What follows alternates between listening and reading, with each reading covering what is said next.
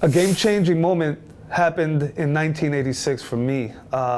There's so many, I don't know where to begin, but I'm going to start there because it was my acceptance into the very prestigious Manhattan School of Music in New York City. One of the things that I'm really proud about is that I got in there as a classical music major.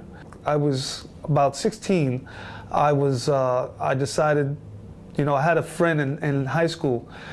He was studying with a guy in New York that was teaching in the preparatory division at Manhattan School of Music. It was my last year of high school, going into my last year, but the summer of that year, I needed to learn how to play xylophone because I needed to take an audition for the school.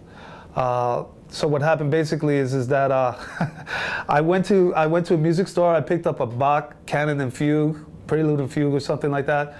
I just kind of learned how to read, but I was determined, man. I said, you know what, this would be a tremendous accomplishment. And as long as I felt the conviction that I was really interested, that it really appealed to me. Anyways, that teacher who my friend was studying with, he already had been going to the preschool already a year before. So he told me about this guy, and this guy his name is Jeff Krause. But he opened up my mind and just, man, and it never stops. He took kindly to me, man, and he just worked me through the steps, man, because I had to take an audition. And here's the link with all this, especially being with Vic Firth. When I was 10 years old, 12, my interest in sticks and playing drums, and that Vic Firth was the first stick that I touched on. So natural as it was for me, for that to be the first stick that I touched on, that it'd be a Vic Firth. The mallets, when it came to timpani, I went to Vic, and I used the T1 Generals for everything. It got me through high school, and it just led. I kept pursuing.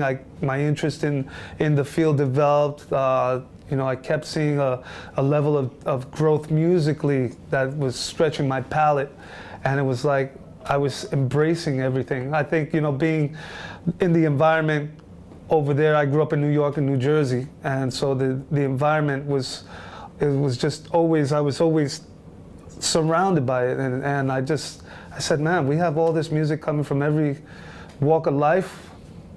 Why not imitate it? Let's get into it. Let's adapt. So that was a real, I would say that because it opened my mind completely to the global world and what's around. That it's not just there's not just one music, that's for sure.